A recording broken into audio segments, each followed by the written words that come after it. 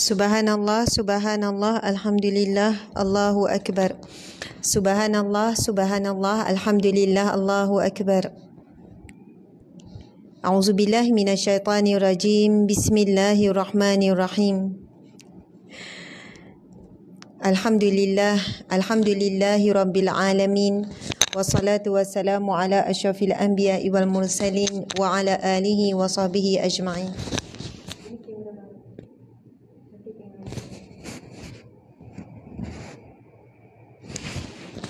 Alhamdulillahi rabbil alamin. Wassalatu wassalamu ala asyrafil anbiya'i wal mursalin wa ala alihi wa sahbihi ajma'in. Rabbi syrah lana sudurana wa yassir lana umurana wahlul 'uqdatam min lisanina yafqahu qawlana. Alhamdulillah, subhanallah, muslimin muslimat yang dirahmati Allah sekalian. Mohon maaf, kita memulakan kembali kerana ada masalah dari sudut teknikal tadi. Alhamdulillah, summa alhamdulillah. Assalamualaikum warahmatullahi wabarakatuh. Masya Allah, muslimin muslimat yang dirahmati Allah sekalian, bagi memberkati majlis ilmu kita pada malam ini, bagi membicarakan tajuk yang sangat istimewa, marilah sama-sama kita memulakan dengan bacaan Ummul Kitab Al-Fatihah. A'udzu billahi minasy syaithanir rajim.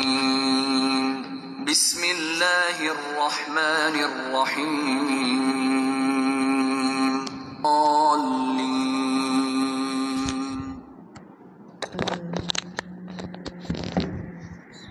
A'udzu billahi. Amin amin ya rabbal alamin. Subhanallah, subhanallah, alhamdulillah, Allahu akbar. Muslimin muslimat yang dirahmati Allah sekalian, alhamdulillah, segala pujian kita rafakkan kehadirat Allah Subhanahu wa taala. Selawat dan salam buat junjungan agung Nabi Muhammad sallallahu alaihi wasallam. Alhamdulillah, kesyukuran kita kepada Allah di atas segala nikmat, dan nikmat yang paling utama yang kita sedang rasai pada saat ini, yang sedang kita miliki, yang Allah tidak cabut daripada hati kita, iaitu nikmat iman, iaitu percaya kepada Allah. Nikmat iman iaitu beriman kepada adanya kewujudan para malaikat, beriman kepada para nabi, beriman kepada kitab Al-Quran dan semuanya. Kita beriman bahawasanya Nabi Muhammad sallallahu alaihi wasallam itu pesuruh dan nabi kita. Kita beriman tentang qada dan qadar Allah dan juga kepada hari akhirat. Alhamdulillah, kerana di luar sana, tuan-puan muslimin muslimat yang dirahmati Allah sekalian, ramainya manusia yang telah ditarik imannya. Ramainya manusia di luar sana yang tidak mempercayai tentang, bahkan tidak percaya tentang kewujudan Tuhan. Tidak mengenali Allah, tidak mengenali bahawasanya Nabi Muhammad sallallahu alaihi wasallam itu adalah nabi mereka. Tidak apatah lagi untuk mereka mengenal Islam dan sebagainya. Muslimin muslimat yang dirahmati Allah sekalian, hidup kita, jika kita memiliki dunia dan isi tapi tidak ada iman, maka itulah kehidupan yang paling mendukacitakan, kehidupan yang paling celaka ataupun paling binasa. Namun jika kita tidak ada mungkin kehidupan yang senang, hidup susah, kita mungkin tidak ada orang-orang yang menyayangi kita, mungkin hidup sebatang kara dan sebagainya. Ada pula orang yang diuji Allah dengan ketidaksempurnaan fizikal, mungkin ada kecacatan dan sebagainya, na'udzubillah. Walau bagaimanapun, tuan-puan yang mati Allah sekalian, jika hidup kita ada iman, jika hidup kita ada Islam, jika hidup kita dalam hati kita, kita mengenal Allah, kita mengenal Rasulullah sallallahu alaihi wasallam dalam hidup kita, itulah satu nikmat hidup yang paling tinggi, yang paling utama. Dan kita syukur sehingga saat ini nikmat ini masih lagi berada bersama dengan kita. Saya percaya semua yang hadir, kita semua berjuang untuk mempertahankan keimanan. Kita berjuang untuk mempertahankan akidah kita. Kita berjuang untuk mempertahankan akhlak yang baik. Dikala hujung dunia dah sampai ke penghujung, akhir-akhir zaman ni, dekat dengan kiamat ni, tuan-puan dan puan-puan sekalian, ini saatnya manusia mula saling bermusuh, saling membenci, saling menebarkan fitnah dan sebagainya. Jadi mudah-mudahan kita tetap teguh memelihara akhlak yang baik, kata-kata yang baik, menulis yang baik, dan kita mengelakkan daripada perkara-perkara yang boleh mendatangkan dosa, sama ada dosa besar ataupun dosa kecil. Subhanallah, Allahu Akbar. Muslimin muslimat yang dirahmati Allah sekalian, alhamdulillah pada malam yang barakah ini, iaitu malam Jumaat. Masya Allah, malam ini malam Jumaat, dan ini merupakan malam yang terakhir Syawal. Hari tu saya ada kesilapan, betul kan? Esok lah Syawal, betul tak? Esok lah Syawal, jadi malam ini malam terakhir Syawal, dan kebetulan jatuh pula malam ini iaitu malam malam Jumaat. Masya Allah. Jadi alhamdulillah, terima kasih kepada semua yang hadir, dan insya-Allah marilah sama-sama kita membantu agar perkongsian ini lebih ramai lagi yang boleh hadir dengan kita tekan butang share. Saya tahu ramai yang kuliah pada malam ni. Kita masing-masing boleh tekan butang share, berkongsi, lepas tu tinggalkan komen dan sebagainya. InsyaAllah dengan cara itu kita menaikkan lagi engagement perkongsian pada malam ini. Tajuk iaitu sembelih cintamu. Sembelihlah cintamu. Bunyi perkataan sembelih tu kan macam ngeri sikit lah. Apa sebenarnya nak disampaikan dalam perbincangan malam ni, iaitu sembelihlah cintamu itu, insya-Allah sama-sama, dan saya pun dah buat persiapan yang agak rapi bagi membincangkan tajuk ni. Sebelum itu saya nak ucapkan terima kasih kepada Linas 512. Ini sahabat-sahabat di IG. Ada Azabella, ada Rahman Nur Hafizah, ada WD Mila Putrajaya, Ida 1977, ada Ai Irdina, ada Intan Muhammad Jani. Masya Allah. Apa khabar semua? Mungkin boleh bagi respon. Apa khabar? Masya Allah. Kita ada lagi tajuk malam ini, sembelihlah cintamu. Betul, tajuk malam ini sembelihlah cintamu. Ada Kenari 5969. Kenapa Ustazah mengeras ni?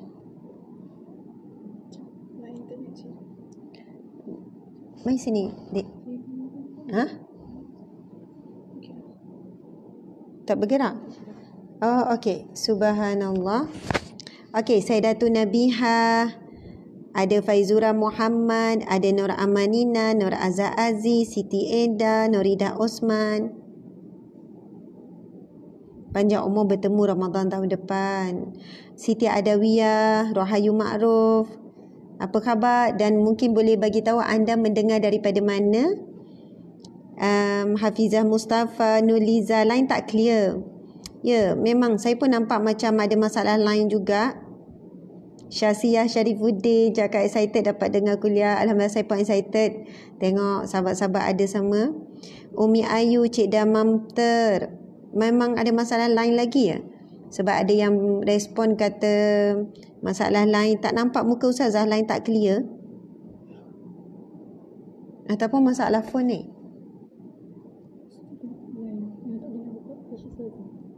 Oh, ada yang kata tak nak buka page. Okey.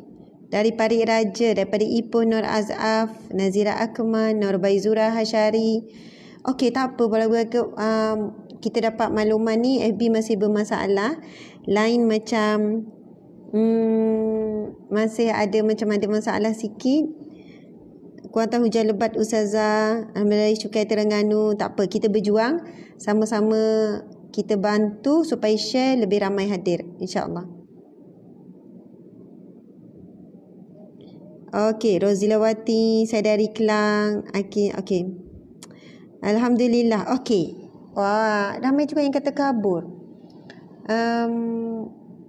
Ini line phone apa ni? Yang baru. Oh ya. Yeah. Subhanallah. Ada yang kata kabur, lepas tu dia macam hang. Okey, tak apa. Kita cuba je teruskan. Yelah, betul. Kita cuba je teruskan. Mudah-mudahan nanti line semakin okey. Muslimin, muslimat yang dirahmati Allah sekalian, tajuk kita pada malam ini adalah sembelihlah cintamu. Juga membawa maksud sebenarnya kita nak membicarakan tentang pengorbanan Nabi Ibrahim alaihissalam, dan kita nak relatekan dengan pengorbanan yang perlu kita lakukan pada hari ini. Tuan-puan yang dirahmati Allah sekalian, Islam adalah satu agama yang memang menuntut penganutnya, iaitu kita, untuk melakukan pengorbanan demi pengorbanan dalam hidup. Dan basic pun kita faham, bila kita mencintai, cinta itu bukan hanya dengan kata-kata I love you, I want you, I miss you. Bila kita sebut kita sayang kepada suami ataupun pada isteri, ia sudah tentu menuntut pengorbanan untuk membuktikan kata cinta dan kata sayang. Pengorbanan itu boleh datang dalam bentuk perbuatan, boleh datang dalam bentuk pengorbanan masa, tenaga, wang ringgit dan sebagainya. Setelah kita ada anak, kemudian kita kata kita sayang anak, buktinya pun berkorban. Kita melakukan pengorbanan, tak tidur malam, perempuan korbankan sakit untuk melahirkan anak, korbankan waktu diri sendiri, memenuhi keperluan anak, menyusu dan sebagainya, mengorbankan macam-macam tuan-puan dimati Allah sekalian.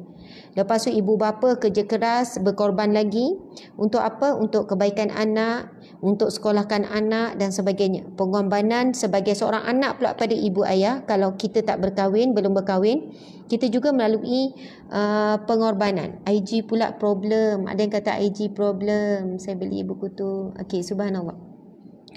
Jadi begitu juga bila kita sayangkan kawan, kita pun melakukan pengorbanan sebagai bukti kita sayang kawan. Bila kawan sakit, kita berkorbankan masa, mungkin duit sikit untuk kita bantu ringankan dia. Subhanallah, Nabi Muhammad SAW mengorbankan segala-galanya, mengorbankan dirinya, mengorbankan keluarganya, mengorbankan hartanya, mengorbankan masa, tenaganya dan semuanya. Untuk apa? Demi menyampaikan Islam ini kepada seluruh manusia, menyampaikan Islam ini kepada kita. Subhanallah, Allahu Akbar. Jadi semua yang dilalui oleh para nabi adalah dalam erti kata berkorban demi membuktikan cinta kepada Allah, ataupun berkorban demi menyampaikan agama ini kepada manusia, kepada umat. Sahabat-sahabat dimati Allah sekalian, sebab itu bila kita bawakan tajuk sembelihlah cintamu, apakah cinta yang kita nak sembelih daripada dalam diri kita? Apa yang paling besar kita cinta dalam hidup kita? Apa yang paling besar? Kecintaan terhadap apa yang paling besar? Kecintaan pada diri sendiri. Kita sangat menyayangi dan mencintai diri sendiri. Kita paling sayang diri kita. Kita jaga diri kita kalau sakit. Buktinya sekarang kan dalam keadaan musibah wabak, kita sangat jaga diri kita. Kita tak keluar rumah, jiran pun kita tak bercakap. Kita takut kita memberi jangkitan, ataupun kita juga bimbang kita dijangkiti. Bila berlaku sesuatu sekian-sekian orang menyakiti hati kita, kita rasa sangat sedih. Sebab apa? Ya, kita sayang. Ini diri kita. Kita kata kita paling tahu tentang diri kita dan sebagainya. Masya Allah. Jadi tuan-puan sekalian, diri yang kita sayang ini juga kita perlu korbankan sebagai bukti kita mencintai Allah melebihi mencintai diri kita. Kita korbankan masa kita, tenaga kita, kita korbankan wang ringgit kita, Masya Allah. Kita korbankan susah payah kita ini, ikhtiar macam-macam untuk belajar, untuk menuntut ilmu. Itu kita melakukan pengorbanan. Sebab kita tahu Allah suka orang yang menuntut ilmu. Allah suka orang yang bersedekah, lalu kita berkorban demi dapat cintanya Allah. Masya Allah. Kemudian kita cintakan apa lagi? Kita cintakan anak-anak. Apa maksud kita korbankan anak-anak? Ya, kalau kita cintakan anak kerana dunia, kita manjakan anak. Kita beri apa yang anak nak. Yang penting anak sayang kita. Tapi kita korbankan anak-anak kita. Kita didik dia dengan agama. Kita didik dia mencintai Al-Quran. Kita didik dia supaya istiqamah dengan zikrullah. Subhanallah. Lepas tu kita didik anak kita ni supaya mencintai Allah dan Rasulnya. Dan kita berkorban untuk anak, kita korbankan anak kita ini. Ya Allah, Ya Allah, aku didik anakku susah payah dan semuanya ini, Ya Allah. Untuk agamamu, Ya Allah. Mudah-mudahan anak ini akan berjuang untuk menegakkan agamamu.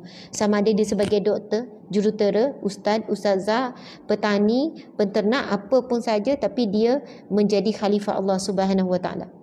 Jadi subhanallah, walaupun mungkin besok anak tu bukanlah kaya raya sangat, tak boleh pun bagi duit belanja pada kita, tapi kita rasa puas berbaloi bila kita tengok dia menjadi anak yang baik dan dia menyampaikan kebaikan kepada orang lain. Kita kata, Ya Allah, sampai matlamatku, Ya Allah, aku korbankan masa, tenaga, wang ringgitku untuk membesarkan anak untuk agama ini, Ya Allah. Masya Allah. Kita sayang apa lagi tuan-puan sekalian? Kita kena sembelih rasa cinta kita terhadap rumah kita. Bukan maksudnya kita jual rumah lelong lepas tu duduk dekat pondok, tak. Maksudnya kita manfaatkan rumah kita ini untuk menghidupkan majlis ilmu. Kita manfaatkan rumah kita ini untuk buat program-program yang baik. Manfaatkan rumah kita ini untuk mengajak orang-orang mendekati Allah contohnya. Kita sembelih rasa cinta kita terhadap kereta, kan? Kita gunakan kereta kita ini kepada jalan-jalan yang baik. Masya Allah. Tuan-puan dan puan sekalian, anak, kereta, harta, emas, perak yang kita miliki dan semua kekayaan ataupun apa sajalah harta yang kita miliki itu, subhanallah, ia hanya akan bermanfaat bila kita bawa kepada mendekatkan diri kepada Allah. Dia akan menjadi barakah. Itu maksudnya barakah dan membawa manfaat. Masya Allah. Baiklah muslimin muslimat dimati Allah sekalian, kita tahu tajuk malam ini dipilih sebenarnya sempena kita nak menceritakan tentang pengorbanan Nabi Ibrahim AS. Jadi saya dah ada sediakan nota dan kita malam ni pun banyak contoh-contoh dan menulis. Okey, insya-Allah.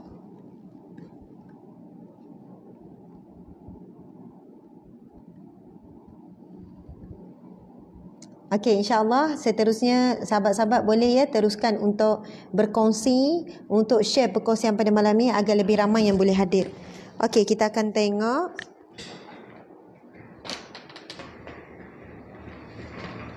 Okey, saya rasa ni okey ni. Okey, subhanallah, alhamdulillah.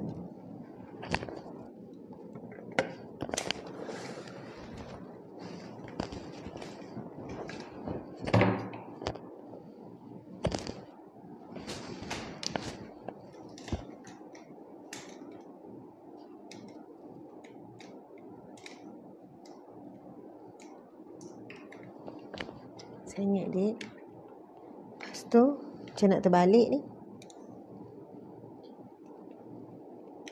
Okey. Okey, subhanallah.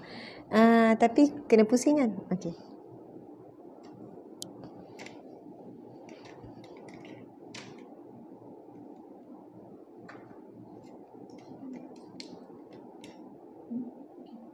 Tak, kaki tu akan terbalik tu Najia.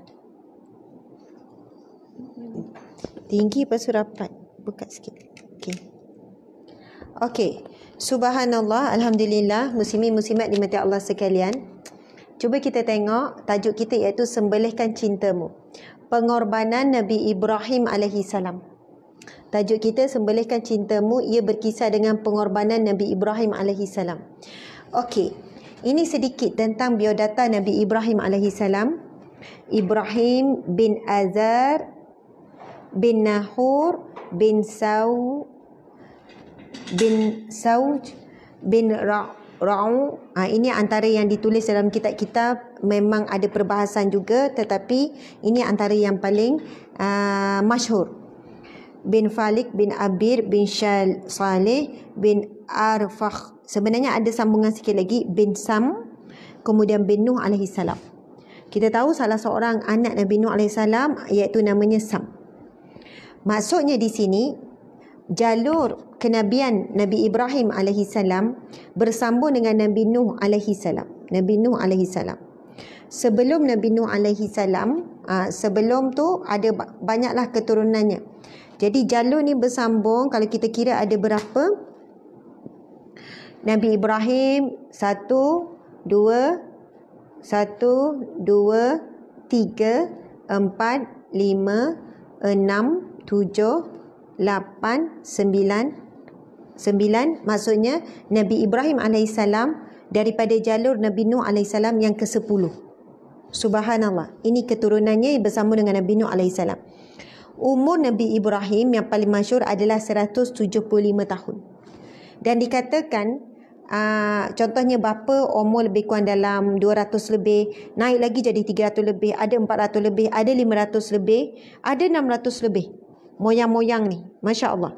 Kemudian kita tahu Nabi Nuh alaihissalam umurnya lebih kurang dalam 1350 tahun. Nabi Nuh lebih kurang dalam 1350 tahun. Kalau dalam Al-Quran Nabi Nuh alaihissalam disebutkan, memang disebut dalam firman Allah, Nabi Nuh menyampaikan dakwah kepada umatnya 1000 kurang 50 tahun, maksudnya 950 tahun. Masya Allah. Jadi tuan-puan dimata Allah sekalian, sebelum Nabi Nuh menjadi Nabi, dia dah hidup dah berpuluh tahun, beratus tahun ataupun berpuluh tahun. Dan selepas selesai perutusan ataupun selepas dakwah sehinggalah kematian tu ada tempoh lagi. Jadi Nabi Nuh dikatakan hidupnya berusia 1350 tahun dan bahkan ada yang mengatakan kurang. Maksudnya ini adalah di antara yang pendapat masyhur. Okey, umur Nabi Ibrahim ada yang kata 250, ada yang kata dalam macam-macam lah. Tapi bila saya belek-belek kitab dan juga rujuk sekian-sekian, antara paling masyhur umur Nabi Ibrahim ada 175. Dan kita tahu isteri Nabi Ibrahim, Sarah, isteri pertama, kemudian Hajar. Sarah dan juga Hajar. Dan kalau kita tengok ada lagi catatan sejarah, isteri Nabi Ibrahim ada yang ketiga. Berkenaan dengan jumlah anak, tentang jumlah anak yang kita tahu, okey, Sarah melahirkan siapa? Sarah melahirkan Ismail. Manakala Hajar pula melahirkan Ishak. Terbalik. Sarah memang isteri pertama, tapi yang mengandung dan melahirkan anak terlebih dahulu adalah Hajar. Hajar Nabi Ismail. Manakala Sarah pula lahirnya Nabi Ishak. Siti Hajar, biasa kita letak Siti tu sebenarnya sebagai satu gelaran. Siti Sarah, Siti Hajar. Okey. Hajar merupakan pembantu kepada Sarah. Hajar merupakan pembantu kepada Sarah. Kalau kita merujuk nanti firman Allah berkenaan dengan kisah Nabi Ibrahim AS, ada suatu ketika Nabi Ibrahim meminta dengan Allah untuk dapat kurniaan anak. Untuk dapat anak. Untuk menyambung perjuangannya. Dia minta anak bukan kerana kehendak hawa nafsu, kehendak itu ini, tetapi untuk menyambung perjuangannya, untuk bersama-sama membangunkan rumah Allah dan sebagainya. Jadi Masya Allah, apabila diminta dengan Allah, Sarah mendengar permintaan Nabi Ibrahim AS. Lalu Sarah berkata kepada Nabi Ibrahim, suaminya yang sangat dia cintai. Dan Nabi Ibrahim pun sangatlah mencintai Sarah. Lalu Sarah berkata, wahai Ibrahim, wahai suamiku, sesungguhnya aku wanita yang mandul, maka nikahilah dengan budakku. Maksud budak di sini adalah iaitu pembantu ataupun hamba abdi. Tapi lebih dekatnya adalah pembantu. Maksudnya Hajar adalah pembantu kepada Sarah. Dan Sarah demi kelangsungan dakwah suaminya, kan, demi perjuangan, demi pengorbanan, Sarah mengorbankan dirinya, perasaannya, subhanallah, dan meminta suaminya menikah dengan pembantunya Hajar.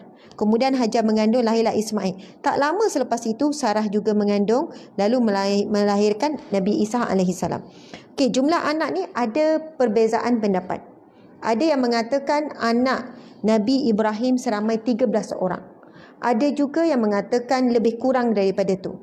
Jadi saya pun bila tengok ada perbezaan tu, maka saya taklah menulis. Okey. Jadi jumlah anak ni yang perlu kita tahu, anak Nabi Ibrahim bukan Ishak dan Ismail sahaja. Ada lagi anak-anak Nabi Ibrahim yang lain tetapi tidak diangkat menjadi Nabi. Jadi kita pun tak kenal sangat, tapi dalam kitab-kitab sirah memang ada ditulis. Nabi Ibrahim AS lahir lebih kurang 1997 sebelum Masihi. 1997 sebelum Masihi. Okey, tarikh Masihi ni sahabat-sahabat, okey. Ya, betul. Period sejarah 1997 sebelum Masihi. Maksudnya Nabi Ibrahim AS lahir 1997. Lahir 1997 sebelum Masihi. Okey, kita tahu tarikh Masihi dia sebelum tarikh Hijrah. Kalau kita tengok sekarang, kita kan sekarang tahun berapa? 21, betul? Kalau Masihi pula, maksudnya 2021. Kalau Masihi pula, kalau Hijrah 1440, berapa sekarang? 1442 Hijrah. Ini kan kita sebut Masihi, ini kita sebut Hijrah. Okey, 1442 Hijrah ada berapa jarak ni? Kan? Dengan Masihi ni. Tarikh Masihi ni adalah tarikh yang dibina, tarikh yang dibentuk, dimulakan oleh non-Muslim. Maksudnya ini bukan tarikh Islam. Tarikh Islam bermula daripada hijrah lah. Subhanallah. Jadi sebelum tarikh Masihi ini wujud, peristiwa-peristiwa yang berlaku sebelum itu dicatat sebagai contohnya tahun 10 sebelum Masihi, ataupun tahun 30 sebelum Masihi, 1000 tahun sebelum Masihi. Macam tu. Sebab sebelum tu tak ada lagi catatan tarikh. Faham ya? Sama juga ketika kan satu hijrah tu sempena berlakunya peristiwa hijrah.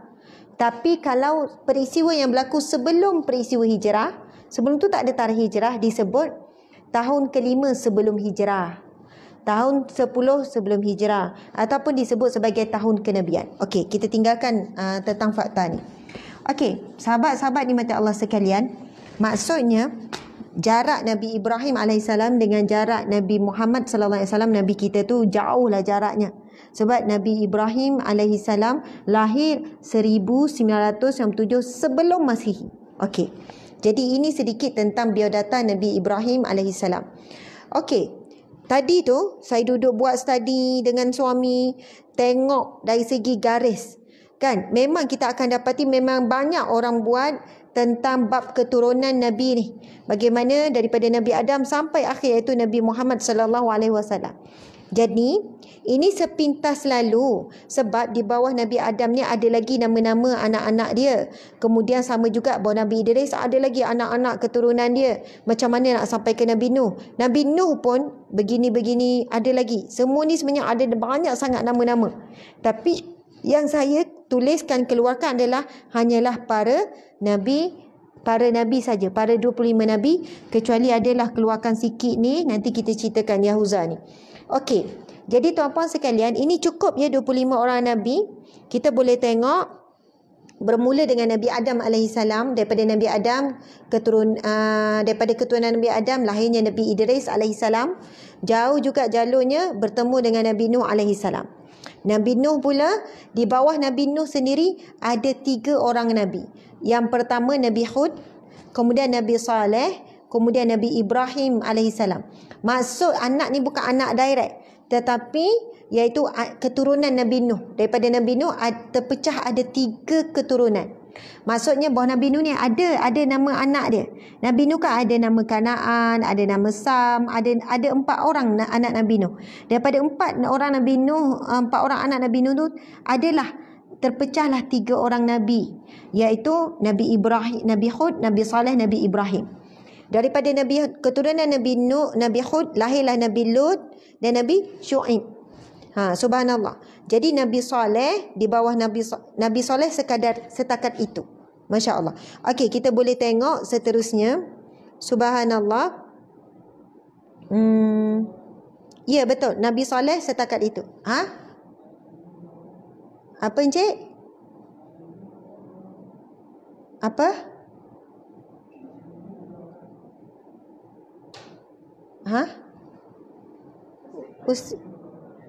Apa dia Ustaz?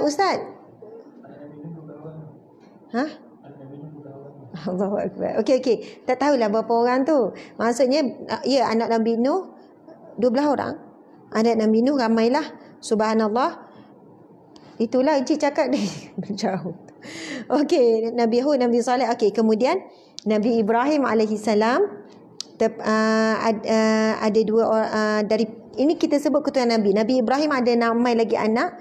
Ada Nabi Ishak, ada Nabi Ismail. Masya Allah. Okey, kemudian kita boleh tengok daripada Nabi Ishak ni lahir pula. Nabi Ishak ni ada Nabi Ayub, Nabi okey. Daripada Nabi Ismail ni, bawah Nabi Ismail ada banyak ni. Ramai ni keturunan ramai. Akhirnya bertemu dengan Nabi Muhammad SAW.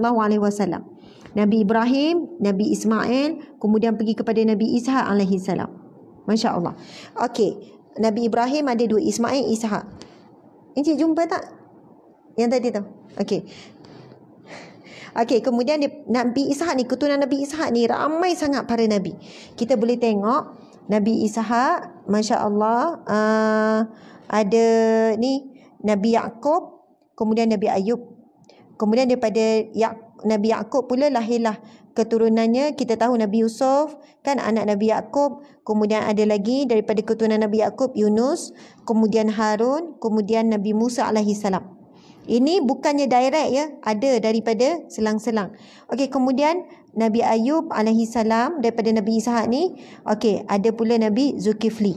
Okey, kemudian ada daripada jalur Nabi Yaqub juga, maksudnya daripada Ishaq, Yaqub, daripada Yaqub juga ada daripada keturunan Yahuza ni. Di bawah Yahuza ni bukan Nabi, tetapi dikatakan di sinilah terbentuknya bangsa Yahudi tu, yang kita sebut Yahudi. Yahuza ni kan, Yahuza ni okey, kenapa keluarnya bangsa Yahudi? Okey, di bawah Yahuza ni maksudnya ni nenek moyang, keluarlah Daud, Sulaiman, Yahya, Zakaria, Isa dan sebagainya. Nabi Harun pula ada keturunannya Nabi Ilyas, Nabi Ilyasa. Subhanallah. Jadi cuba kita bayangkan berapa banyak jalur daripada Nabi Isa alaihi salam. Berapa banyak nabi daripada jalur Nabi Isa. 1, 2, 3, 4, 5, 6, 7, 8, 9, 10, 11, 12, 13, 14. Betul 14. Okey, kita tengok 1, 2, 3, 4, 5, 6, 7, 8, 9, 10, 11, 12, 13, 14. Betul? 14. Lebih kurang 14 orang Nabi. Sebab itu kaum Yahudi, Bani Israel, kaum Yahudi tak boleh terima hakikat Nabi akhir zaman keluar daripada bukan keturunannya, bukan daripada jalurnya. Sebab bagi mereka inilah keturunan yang terbaik, yang terpilih. Sebab daripada keturunan Nabi Isa ni lahir ramai para Nabi. Berbanding keturunan daripada Nabi Ismail tak ada ni. Sementara yang ni keluar Nabi, lepas tu Nabi, lepas tu Nabi, lepas tu Nabi. Yang ni dalam selang masa yang sama tak ada Nabi, tak ada Nabi, tak ada Nabi. Tup-tup keluarlah Nabi yang teragung, Nabi yang paling mulia, Nabi yang dinanti-nantikan, Nabi yang disebut dalam semua kitab tentang cerita tentang Nabi akhir zaman sekian-sekian. Keluar daripada jalur Nabi Ismail alaihi salam yang mana sebelum itu tidak ada pun Nabi. Masya Allah, Allahu Akbar. Jadi ini tentang jadual ni sebenarnya secara ringkas nak menggambarkan bagaimana Nabi Ibrahim alaihissalam hubungan kita dengan Nabi Muhammad sallallahu alaihi wasallam. Maksudnya perantaraannya adalah Nabi Ismail saja. Okey, saya padam ya. Kan ada yang nak tulis tu? Okey. Nak siapkan jalur ni tadi memang pening jugalah tadi tu. Masya Allah. Okey, kita tengok seterusnya muslimin muslimat sekalian. Nabi Ibrahim alaihissalam diberi gelaran oleh Allah Subhanahu wa taala. Diberi gelaran oleh Allah. Kan gelaran Nabi Ibrahim apa? Khalil, Khalilullah. Nabi Ibrahim diberi gelaran sebagai Khalilullah. Khalilullah. Nabi Ibrahim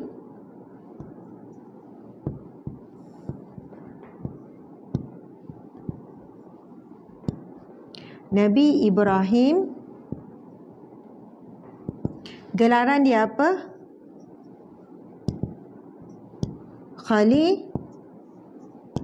Khalilullah. Apa maksud Khalilullah? Nabi Ibrahim Khalilullah. Khalilullah membawa maksud kekasih Allah. Allahu Akbar. Nabi Ibrahim Khalilullah, kekasih Allah. Dan gelaran kekasih ini adakah julukan daripada kita ataupun julukan daripada alim ulama yang meletakkan okey Nabi Ibrahim Khalilullah? Ia sebenarnya merujuk kepada firman Allah Subhanahu wa taala dalam surah An-Nisa ayat 125. Surah An-Nisa ayat 125. Boleh cari ya surah An-Nisa ayat 125. Allah berfirman bismillahirrahmanirrahim.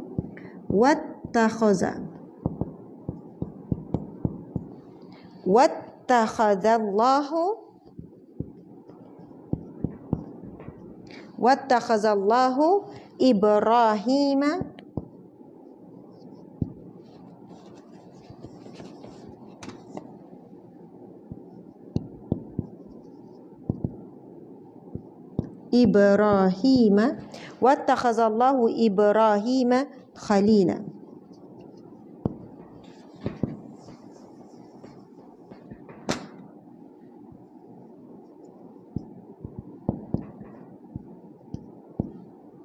wattakhazallahu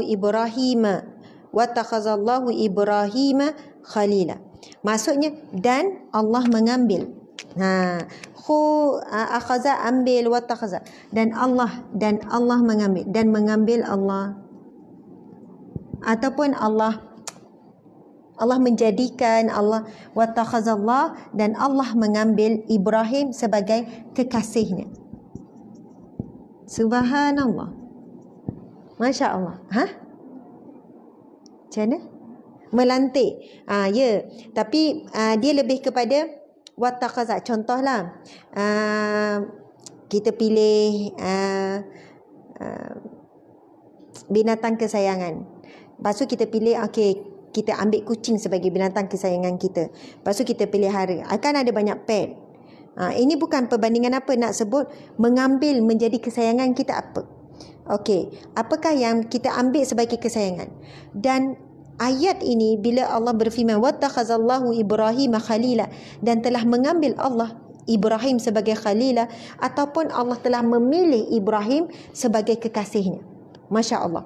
Jadi ayat surah An-Nisa ayat 125 ni, sahabat-sahabat dimati Allah sekalian, ini adalah fokus kepada perbincangan kita.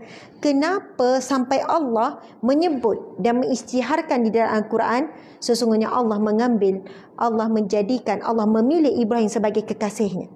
Kenapa tidak disebut Nabi-Nabi yang lain? Kenapa Nabi Ibrahim diberikan kelebihan sampai menjadikan kekasih? Tuan-puan yang dimati Allah sekalian, kita ni kan, kalau jatuh cinta sekurang-kurangnya ada beberapa tanda kalau kita ni saling mencintai. Yang pertama, kita akan sebut-sebut selalu. Contohlah, si Mamat dengan si Siti. Mamat dan Siti saling bercinta. Masya Allah. Apa yang berlaku? Mereka ni kan saling bercinta. Mestilah selalu sebut-sebut nama. Kau tak sebut pada lidah, dalam hati melintang-lintang je. Kan? Sebut-sebut. Sebab jatuh cinta. Lepas tu akan rasa apa? Rindu. Betul kan? Rasa rindu. Tak sabar nak jumpa. Sanggup buat apa saja ni. Kan? Janji pukul 12 tengah hari. Memang 12 malam tu dah bersiap-siap dah. Dia fikir dah ni. Sebelum tu dah fikir dah esok nak jumpa pukul 12 ni pakai apa. Dah test dah sekian. Masya Allah. Dan rasa masa tu rasa macam lama. Lamanya nak tunggu. Malam tu dah tak boleh nak tidur dah. Contoh. Jadi rasa tebik, rasa rindu. Kan? Lepas tu apa yang berlaku lagi, akan lahir ketaatan. Orang yang saling mencintai ni, dia lahir ketaatan secara sukarela tau. Seorang ibu ayah cintakan anak, dia bukan taat pada anak, tapi dia macam, anak kata, Umi nak makan ni lah, Umi ni kan, nak makan, nak masak, nak nasi ayam kicap. Ya Umi, teringin sangat nak, boleh tak Umi gini kan. Okeylah. Bukan maksudnya taat pada anak, maksudnya kita ni jadi rasa nak menuruti apa yang orang kita cinta itu nak. Subhanallah. Mamat dengan Siti ni kan, Masya Allah. Siti kata dekat Mamat, Bang Mamat, Siti kan sukalah kalau pakai baju sama. Bang Mamat ni tiba-tiba je, pun suka. Memang bang sukalah boria-boria ni. Pakai esok baju apa? Jom kita pakai sama. Tiba-tiba suka. Padahal sebelum tu si Mamat ni kamai lagi komplain. Mentang-mentang suami isi asyik pakai baju sama je. Dia automatik jadi rasa macam nak ketaatan, tak ada petikai apa-apa. Siti pula cakap, Bang Mamat, Siti suka sangat makan burger. Samalah, Bang Mamat pun suka burger. Tiba-tiba je, sebelum tu tak suka sangat. Jadi kadang-kadang tu apa yang Siti minta, jangan bimbang Siti. Akan lahir saja ketaatan, tak rasa pun macam nak bantah, nak argue ke apa. Dan cuba memenuhi apa yang dikehendaki oleh orang yang kita cinta. Kemudian tingkatan cinta yang paling tinggi, iaitu akan melahirkan pengorbanan. Subhanallah. Siti satu hari sebut pada Abang Mamat, Bang Mamat, Siti ni sebenarnya banyak sangat masalah. Masalah ni, masalah tu, masalah keluarga, masalah kewangan, masalah ni. Banyak Abang Mamat. Lalu Abang Mamat pun akan kata, Siti, abang ni memang dilahirkan untuk menyelesaikan segala masalah Siti. Ayat tangkat. Ayat cia-cia. Siti jangan bimbang. Abang Mamat memang dilahirkan untuk selesaikan masalah Siti. Setiap masalah Siti, Abang Mamat akan selesaikan. Ini contoh saja tuan-puan sekalian. Sama juga kita akan berkorban untuk orang yang kita cinta. Tetapi apa yang berlaku dalam hubungan cinta antara Nabi Ibrahim dan juga Allah Subhanahu Wa Taala dengan Tuhannya, adalah Nabi Ibrahim diuji oleh Allah.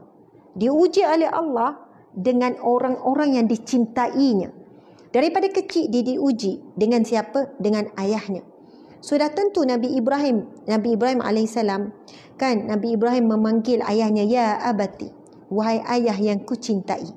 Kalau abi maksudnya wahai ayahku. Tapi bila sebut abati membawa maksud wahai ayah yang aku cintai. Allahu Akbar.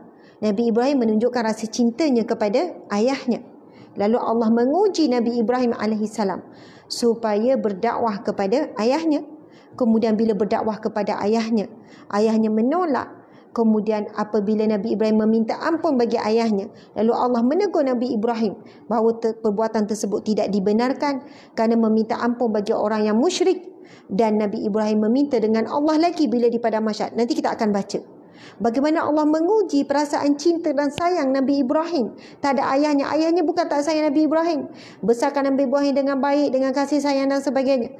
Tetapi apabila Allah memerintahkan Nabi Ibrahim untuk menyampaikan kebenaran, menyampaikan yang hak dan membezakan yang batil, dan perlu berhadapan dengan ayah, dan perlu berputus hubungan dengan ayah atas dasar akidah, Nabi Ibrahim tidak mengalah dan Nabi Ibrahim tidak mempertikaikan perintah Allah. Dan Nabi Ibrahim redha apabila Allah menjawab permintaannya supaya diampunkan ayahnya itu dengan satu jawapan bahawasanya sesungguhnya ayahmu itu bukan daripada kalanganmu. Allahu Akbar. Muslimin muslimat, sahabat-sahabat dimati Allah sekalian. Kemudian Allah uji Nabi Ibrahim dengan apa? Dengan nyawa dirinya sendiri. Kan ketika berhadapan dengan raja yang zalim, kan mempertahankan dan sebagainya, Nabi Ibrahim, firman Allah nanti kita tengok, nak dicampakkan ke dalam neraka, na'udzubillah, nak dicampakkan ke dalam api yang menyala-nyala. Tuan-puan dimati Allah sekalian, maksudnya Nabi Ibrahim diuji dengan dirinya sendiri. Tadi ayah, sekarang diuji dengan nyawanya. Kemudian setelah itu Nabi Ibrahim diuji pula apabila dia dah berkahwin, dia dapatlah isteri, kan. Diuji dengan rasa cinta terhadap isteri. Kemudian isterinya siapa? Siti Hajar. Dan kemudian setelah umur 80 lebih dalam usia baru dapat anak, kan. Diuji pula dengan supaya menyembelih rasa cinta terhadap anak. Peringkat awal nyawa juga, iaitu diminta oleh Allah untuk meninggalkan anak dan isterinya di padang pasir yang tidak ada jaminan keselamatan. Tak ada jaminan makan minum, kering kontang. Tak tahu ada binatang buas apa. Ini berkenaan dengan nyawa. Subhanallah. Dan apa jua perintah Allah walaupun di luar akal fikiran manusia. Tak logik seorang suami nak tinggalkan isteri dan anak-anak di tengah padang pasir. Tetapi Nabi Ibrahim melakukan kerana apa? Membuktikan bahawasanya dia lebih mencintai Allah melebihi daripada mencintai isteri, mencintai anak. Kemudian Nabi Ibrahim pergi ke Palestin dengan Siti Sarah, ada anak sekian-sekian. Pada umur sekian-sekian diperintahkan untuk kembali ke Mekah, kan? Kemudian bila dapatlah bertemu sekian lama, menambah membenih kembali rasa cinta, seronok dengan Nabi Ismail AS, diperintahkan oleh Allah untuk menyembelih. Subhanallah. Muslimin muslimat dimati Allah sekalian. Begitulah sebenarnya banyak lagi pengorbanan dan kisah Nabi Ibrahim alaihissalam yang mana setiap perintah Allah Nabi Ibrahim tidak gagal untuk menunaikannya. Begitu juga ada kisah yang mana ada malaikat yang mendatangi Nabi Ibrahim. Nabi Ibrahim diberikan Allah kurniaan rizki yang banyak. Satu hari ada malaikat menyamar menjadi seorang manusia biasa. Kemudian diminta kepada Nabi Ibrahim AS untuk sedikit, maksudnya meminta bantuan. Wahai Ibrahim, berikanlah kepadaku sekian-sekian. Nabi Ibrahim berkata, ambillah daripada ternakanku ini. Kemudian malaikat tu pun yang menyamar manusia ni berkata lagi, wahai Ibrahim, ia belum cukup, maka ambillah suku daripadanya. Nabi Ibrahim, wahai Ibrahim, belum cukup, ambillah separuh daripadanya. Wahai Ibrahim, belum cukup, ambillah semuanya. Subhanallah. Ini orang yang tak dikenali ni meminta daripada Nabi Ibrahim alaihissalam. Maksudnya Nabi Ibrahim ni, dia sangat yakin rezeki ni datang daripada Allah. Allah nak ambil-ambillah, Allah menguji. Dan Nabi Ibrahim tak tahu pun itu adalah malaikat datang nak mengujinya. Maksudnya Nabi Ibrahim dah diuji dari pelbagai sudut. Dia uji daripada kecintaannya terhadap dirinya, kecintaannya terhadap isterinya, terhadap ayahnya, terhadap anaknya. Apa jua ujian yang datang untuk membuktikan rasa cinta kepada Allah, Nabi Ibrahim lulus dengan cemerlang. lakukan semua perintah Allah tanpa rasa ragu-ragu, tanpa meminta supaya dipertimbangkan. Ya Allah, contohnya lah bila diperintahkan dalam mimpi supaya sembelih anak, tak meminta dengan Allah excuse. Ya Allah, aku sanggup berkorban apa saja tetapi tidak anakku ya Allah. Tidak minta excuse daripada Allah. Ya Allah, kenapa ya Allah Engkau mahu aku sembelih anakku ya Allah? Dah lah aku tinggalkan sekian lama, aku baru saja bergabung semula kan, sekian-sekian baru je luangkan masa semula. Ya Allah, takkanlah nak sembelih anak, ya Allah berilah perintah-perintah. Tidak. Nabi Ibrahim tidak memilih excuse mana-mana perintah Allah, mana-mana yang Allah suruh dilakukan, walaupun ia sangat menguji keimanannya, sangat menguji dirinya, cintanya. Sebab itu akhirnya Nabi Ibrahim alaihissalam diberi gelaran Khalilullah, iaitu kekasih Allah. Wattakhazallahu Ibrahim Khalilullah. Subhanallah, Allahu Akbar. Okey, sahabat-sahabat dimati Allah sekalian, itu overall sebenarnya. Sebab itu tajuk kita itu sembelihlah cintamu. Maksudnya kita ni tak diberi perintah oleh Allah untuk sembelih anak, tak. Tetapi sekurang-kurangnya sembelihlah rasa cinta kita terhadap dunia ni, terhadap anak, terhadap harta. Maksudnya bukan kita korbankan anak kita, tetapi kita mengorbankan mereka ini, masa tenaga kita ini, untuk jadikan anak kita sebagai pejuang agama Allah contohnya. Sebagai, kalaupun mereka tak mampu nak sebarkan agama Allah, cukuplah mereka menjadi hamba Allah yang baik. Itu sangat bagus kerana tidak menambah kepada orang yang mensyirikkan Allah ataupun orang yang melakukan maksiat. Okey, ini ada beberapa dikumpulkan beberapa ayat yang cerita-cerita yang penting berkaitan dengan peristiwa-peristiwa penting berkaitan dengan Nabi Ibrahim alaihissalam. Okey, kita tengok nama Nabi Ibrahim disebut 69 kali di dalam Al-Quran. Dan bukan surah Ibrahim, kita tahu ada satu surah namanya surah Ibrahim. Dan bukan hanya surah Ibrahim saja yang menceritakan tentang Nabi Ibrahim, tapi sangat banyak surah-surah yang lain juga ada selit, mesti ada selit kisah Nabi Ibrahim alaihissalam. Nama Nabi Ibrahim disebut 69 kali di dalam Al-Quran. Siapa yang nak catat, boleh catat dakwah kepada ayah, diceritakan dalam surah Maryam ayat 41 hingga 48. Dan bagaimana Nabi Ibrahim AS berputus, bukan berputus asa, tetapi berputus hubungannya dengan orang yang musyrik dan juga dengan ayahnya dalam surah At-Taubah ayat 114. Masya Allah. Kemudian kisah berkenaan dengan Raja Namrud dengan api dalam surah As-Saffat ayat 97 hingga ayat 98. Kemudian bagaimana kisah Nabi Ibrahim tinggalkan anak dan isteri dalam kisah Ibrahim ayat 37, surah Ibrahim ayat 37. Kemudian tentang bab sembelihan anak iaitu dalam kisah As-Saffat, dalam surah As-Saffat ayat 99 hingga ayat 102. Okey, sekarang saya dah conteng-conteng ni, sekarang kita akan duduk, tuan-puan dan puan Allah sekalian. Dan kita akan sambung sikit. Masya Allah. Kita ada kehadiran lebih kurang berapa? Sekarang ni pusing. Okay. Rasanya memang betul lah masalah lain .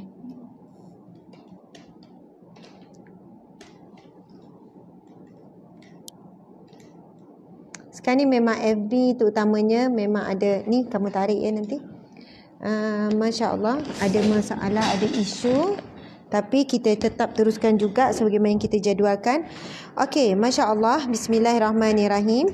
Sahabat-sahabat dirahmati Allah sekalian. Okey.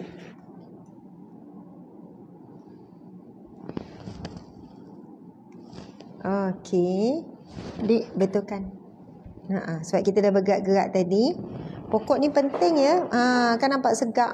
Okey, comel cun. Masya Allah, subhanallah. Okey. Pertama, kita nak sebutkan tentang dakwah Nabi Ibrahim kepada ayahnya. Masya Allah. Ini terkandung di dalam surah, di dalam firman Allah, di dalam surah Maryam 41 hingga 48. Yang mana Nabi Ibrahim menyebutkan kepada abinya, izqala li abihi ya abati, wahai ayahku. Subhanallah. Ya abati membawa masuk wahai ayahku yang aku cintai, wahai ayahku yang aku sayangi, yang aku kasihi. Subhanallah. Ketika Nabi Ibrahim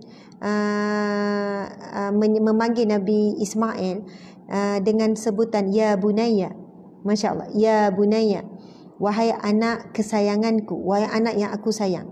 Kalau sebut anak saja,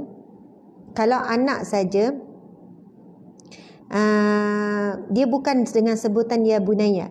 Ya bunaya membawa maksud wahai anak yang aku sayang, yang aku cintai. Sama juga Nabi Ismail bila mendengar berkenaan dengan apa yang ayahnya iaitu Nabi Ibrahim bermimpi bahawasanya sembelih. Lalu Nabi Ismail memanggil ayahnya juga dengan ya abati, wahai ayahku yang aku cintai. Sesungguhnya engkau mengetahui bahawasanya aku adalah di kalangan hamba-hamba Allah yang sabar. Maksudnya Nabi Ismail menyuruh supaya Nabi Ibrahim AS meneruskan apa yang dalam mimpi, iaitu menyembelih. Bayangkan ya panggilan anak dengan ayah ni. Kita hari ni kalau tengok Mak Saleh bercakap I you dengan anak.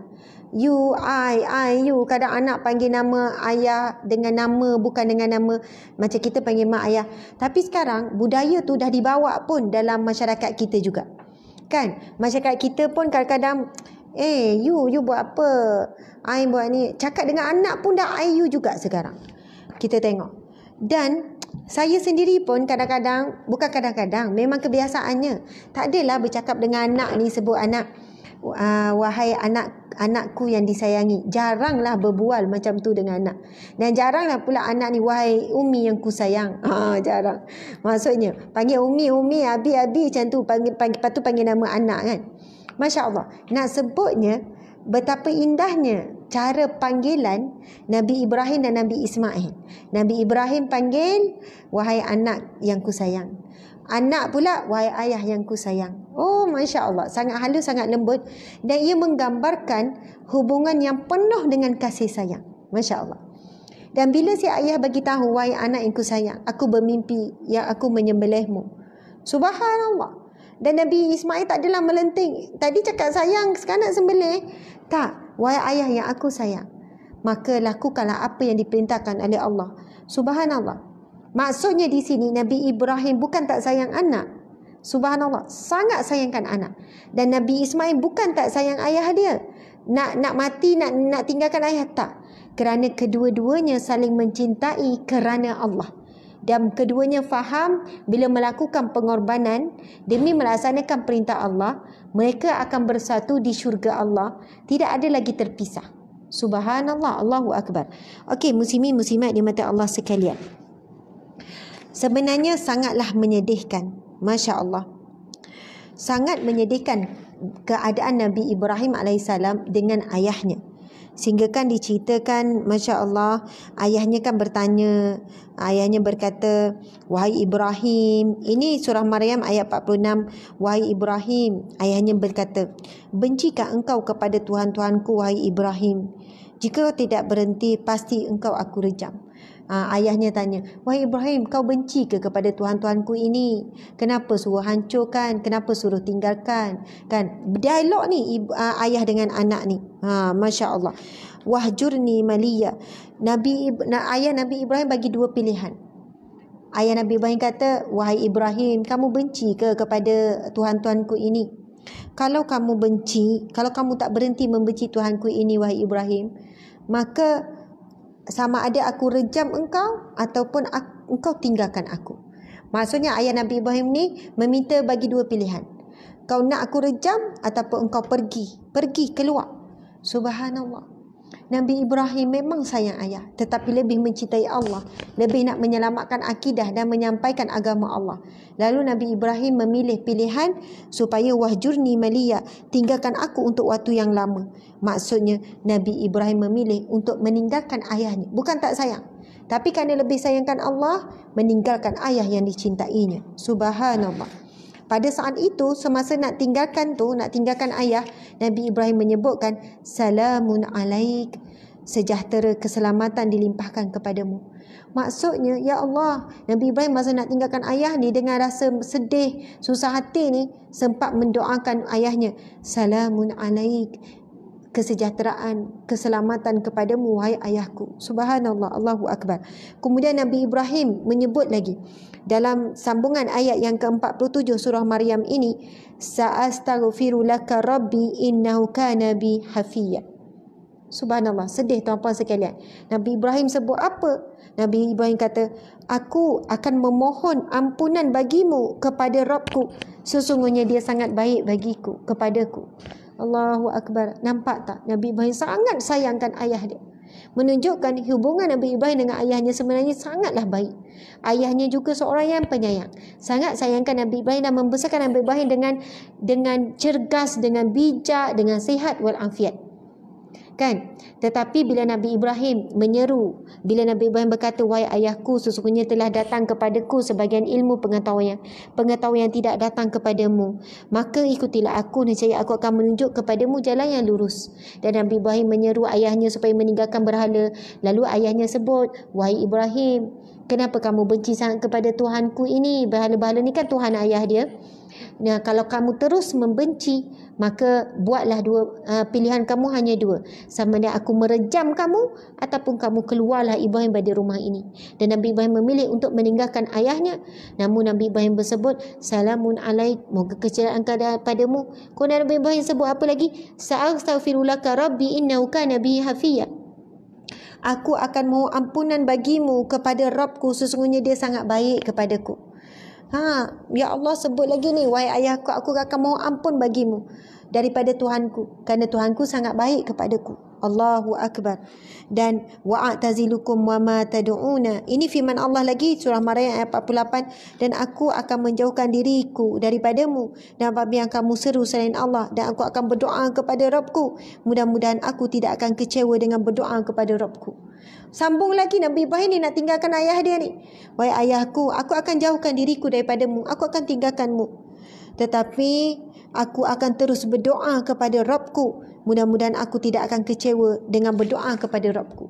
Maksudnya, pertama doa dah. Salamun alaik, moga kecerahan kepadamu. Lepas tu sebut lagi pada ayah, aku akan mohon ampun kepada Allah tentangmu. Allah itu sangat baik kepadaku. Kemudian sebut lagi, aku tidak akan pernah berhenti berdoa untukmu, wahai ayahku. Dan aku tak akan kecewa berdoa meminta dengan Allah. Nampak tak? Nabi Ibrahim sangat sayangkan ayahnya. Subhanallah, Allahu Akbar. Namun Allah uji Nabi Ibrahim AS dalam surah At-Taubah ayat 114. Surah At-Taubah ayat 114, tuan-tuan dan mati Allah sekalian boleh rujuk. Allah berfirman, bismillahirrahmanirrahim, wa ma kana istighfaru Ibrahim li abihi illa an mau'idatin wa'adaha iyyahu falamma tabayyana lahu annahu aduwwun lillahi tabarra'a minhu inna Ibrahim la'awwahun halim. Subhanallah. Okey. Allah menjawab bila Nabi Ibrahim kata akan mohon ampun bagi ayahnya. Nabi Allah menjawab, adapun permohonan ampun Ibrahim kepada Allah untuk bapanya tidak lain hanyalah kerana suatu janji yang telah diikrarkannya kepada bapanya. Maka ketika jelas bagi Ibrahim bahawa bapanya adalah musuh Allah, maka Ibrahim berlepas diri daripadanya. Sungguh Ibrahim itu seorang yang sangat lembut hatinya dan sangat penyantun. Masya Allah. Lepas jelas bahawasanya bapa Nabi Ibrahim itu, Masya Allah, bapa Nabi Ibrahim itu jelas kufur kepada Allah, maka Nabi Ibrahim dengan lembut hati redha kepada takdir Allah dan melepaskan ayahnya Allah dan melepaskan diri. Dan tuan-puan dimati Allah sekalian, ada satu hadis Nabi SAW dan ini merupakan hadis sahih. Hadis sahih riwayat Bukhari dalam sahihnya. Dan hadis ini kalau kita bacakan lebih sedih berkenaan dengan keadaan Nabi Ibrahim dan juga ayahnya. Okey, saya tak baca matan hadis ni sebab agak panjang, tapi saya baca terjemahan. Cuba perhatikan. Ini berlaku ketika Nabi Ibrahim dan ayahnya bertemu ketika di akhirat kelak, ketika di mahsyar. Subhanallah. Ibrahim akan menemui bapaknya Azar pada hari kiamat. Ini disebut dalam hadis sahih riwayat Bukhari dalam sahihnya berkenaan keadaan bila Nabi Ibrahim bertemu kembali di mahsyar kelak. Yalqa Ibrahimu abahu Azar yaumal qiyamah. Ibrahim akan menemui bapanya Azar pada hari kiamat. Sedangkan pada wajah Azar terdapat debu dan tanah. Maksudnya wajah Azar, bapa Ibrahim ni debu, tanah, hitam, kotor. Subhanallah. Maka Ibrahim berkata kepadanya, bukankah aku telah katakan kepadamu, janganlah engkau menentangku. Bapanya pun berkata kepadanya, sekarang aku tidak menentangmu lagi. Aku tidak lagi menentangmu. Subhanallah. bila jumpa di mahsyar kelak ni, dalam keadaan wajah ayahnya berdebu ni, kotor ni, lalu Nabi Ibrahim berkata kepada ayahnya, "Wahai ayahku, bukankah aku dah cakap janganlah melawanku dulu, janganlah menentangku, soalannya dengarlah wahai ayahku." Lalu ketika itu ayahnya berkata kepada Nabi Ibrahim, "Wahai anakku, aku tidak akan menentangmu lagi." Tapi masa tu bila ni? Bukan di dunia ni, masa di mahsyar kelak. Wahai bapanya pun berkata, "Sekarang aku tidak lagi menentangmu." Subhanallah. Lalu Ibrahim berkata, masa tu bila ayah cakap begitu, Nabi Ibrahim pun minta dengan Allah, "Ya Rabbku, wahai Tuhanku, sesungguhnya engkau telah menjanjikan aku untuk tidak menghinakanku pada hari dibangkitkannya manusia. Adakah lebih menghinakan dari keberadaan bapakku yang sangat jauh dariku?" Maka Allah menjawab, "Sesungguhnya aku telah mengharamkan syurga bagi orang-orang kafir." Kemudian dikatakan, "Hai Ibrahim, apakah yang ada di bawah kedua kakimu?" Lalu dia melihatnya dan ternyata ada binatang sembelihan yang sangat kotor. Kemudian binatang itu diambil dan dipegang kaki-kakinya, lalu dilemparkan ke dalam neraka. Allahu Akbar, subhanallah. Muslimin muslimat di mata Allah sekalian, sangat sedih, sangat sedih. Allahu Akbar. Nabi Ibrahim nak kata sayang dan cintanya kepada bapanya, ketika di mahsyar minta lagi dengan Allah, "Wahai Tuhanku, sesungguhnya engkau telah janji kepada aku, wahai Tuhanku, untuk tidak menghinakan aku pada hari dibangkitkan manusia. Ya Allah, engkau menjanjikan, engkau berjanji engkau tak akan menghinakan aku di mahsyar. Engkau tak akan menghinakan aku ketika di hari kiamat. Sekarang engkau tak akan menghinakan aku." Lalu Nabi Ibrahim menyebut, "Adakah ada yang lebih hina daripada keberadaan bapaku yang sangat jauh dariku? Ya Allah, tidak ada sesuatu yang lebih hina. Aku rasa sangat terhina apabila engkau menjauhkan jauhnya ayahku daripadaku, itulah sehina-hinanya." Maka Allah menjawab kepada Ibrahim, "Sesungguhnya aku telah mengharapkan syurga bagi orang-orang yang kafir." Lalu Allah berkata, "Hai Ibrahim, apa yang ada di bawah kedua kakimu sekarang?" Lalu ketika itu diperlihatkan binatang. Allah telah menukarkan ayah Nabi Ibrahim menjadi binatang. Allahu Akbar. Seolahnya Nabi Ibrahim kata, "Tidak ada yang lebih hina. Aku malu ya Allah. Apabila ayahku sendiri dalam neraka, aku malu ya Allah. Malu kepada umatku, malu kepada manusia, malu kepada para nabi." Lalu Allah menukarkan ayah Nabi Ibrahim menjadi binatang supaya Nabi Ibrahim tak rasa malu lagi. Seolahnya bila dicampakkan binatang tu ke dalam neraka, orang tak tahu pun itu adalah ayah Nabi Ibrahim. Orang tak tahu pun itu adalah ayah. Sebab apa? Allah telah menukar ayahnya kepada binatang, kemudian binatang itulah yang dicampakkan ke dalam neraka. Supaya Nabi Ibrahim juga hilang rasa belas kasihan kerana yang dilihat bukan ayahnya yang dicampakkan, tetapi binatang. Tetapi itulah ujian besar Nabi Ibrahim AS, tuan-puan sekalian. Ujian yang sangat hebat. Tak heran kalau Nabi Ibrahim disebut di dalam surah yang kita bacakan tadi, surah An-Nisa ayat 125, Allah menyebutkan wattakhazallahu Ibrahim khalila. Allahu Akbar. Dan Allah menjadikan Ibrahim itu sebagai kekasihnya. Sebab Nabi Ibrahim diuji cinta ni bukan main-main. Cintanya terhadap ayah teruji. Cintanya terhadap isteri teruji, minta ditinggalkan di padang pasir. Cintanya terhadap anak diuji, diminta ditinggalkan. Cintanya terhadap anak diuji lagi, diminta disembelih. Cintanya terhadap harta, semua cinta-cintanya diuji dan semuanya pas. Subhanallah, sangat sedih tuan-puan di mata Allah sekalian. Dan ini bukan cerita rekaan, ini bukan Allah nak menghinakan Nabi Ibrahim, tidak. Tetapi ini nak menceritakan keadaan Nabi Ibrahim alaihissalam yang macam mana sehingga digelar sebagai Nabi Ulul Azmi, Nabi-Nabi yang terpilih. Subhanallah. Dan digambarkan bagaimana keadaan Nabi Ibrahim di mahsyar kelak sampai merayu lagi minta dengan Allah. Dan itulah akhirnya kisah Nabi Ibrahim dengan ayahnya. Subhanallah, Allahu Akbar. Muslimin muslimat di mata Allah sekalian, sebab masa kita sekarang dah dekat 10.30, saya nak menjawab kepada persoalan Ustazah Nak tu. Kenapa? Sebab saya mulakan tadi ada kenapa tuan-puan di mati Allah sekalian, kenapa Nabi Ibrahim alaihissalam disebut? Okey, ada yang tanya boleh tahu binatang apa tak? Tak disebut di dalam, tadi tu yang kita bacakan adalah hadis sahih riwayat Bukhari, tak disebut binatang apa, tetapi yang disebutkan Allah menukarkan menjadi binatang kemudian dicampakkan ke dalam neraka, itu saja. Tapi tidak disebut khinzir ke binatang apa ke, tidak.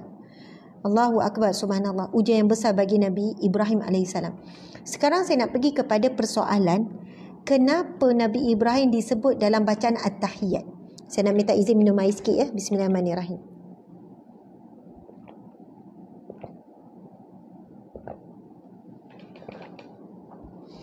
Kenapa dalam bacaan At-Tahiyyat kita diminta menyebut Nabi Ibrahim AS? Bukan diminta, diwajibkan. Kalau tak sebut tak sah solat. Sebab tasyahud akhir, at-tahiyyat akhir adalah wajib, rukun qauli. Perlu baca sampai habis. Tak baca tak sah solat. Tertinggal tasyahud awal, tahiyyat awal, tak apa lagi sebab ia sunat ab'ad. Tapi tertinggal tahiyyat akhir, maka tak sah solat. Dan kita tahu dalam tahiyyat akhir disebut Nabi Ibrahim 2 kali. Kan kita sebut Allahumma salli ala Sayyidina Muhammad wa ala ali Sayyidina Muhammad kama sallaita ala Ibrahim wa ala ali Ibrahim wa barik ala Sayyidina Muhammad wa ala ali Sayyidina Muhammad kama barakta ala Ibrahim wa ala ali Ibrahim fil alamin innaka Hamidum Majid. Kalau siapa yang tanya, Ustazah, dalam baca tahiyat tu nak baca Sayyidina Muhammad ke tak payah baca? Okey, bagi menjawab sedikit perbahasan ini, muslimin-muslimat sekalian, Nabi menyebutkan dalam hadis, sallu kama ra'aitumuni usalli. Yang bermaksud, solatlah sebagaimana kamu melihat aku solat.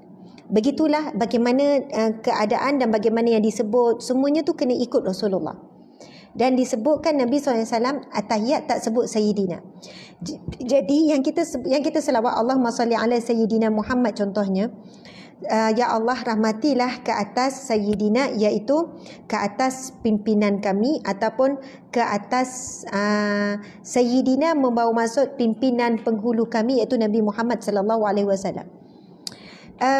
Subhanallah, kita digalakkan menyebut Sayyidina.